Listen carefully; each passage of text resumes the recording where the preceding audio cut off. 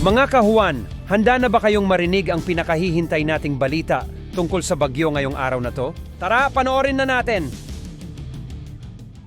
Magandang umaga po sa ating lahat. Narito po ang ating weather update. Inaasahan po natin ngayong araw na magiging maganda at maliwas na panahon sa bansa. Inaasahan din na mainit na panahon dahil pa rin sa epekto ng easterlies. Yung pong amihan o northeast monsoon ay bahagyang pong lumakas at naapektuhan ang northern Luzon. Samantala, wala po tayong binabantayan na low pressure area o bagyo sa dagat Pasipiko, ganun din po sa loob ng ating Philippine Area of Responsibility.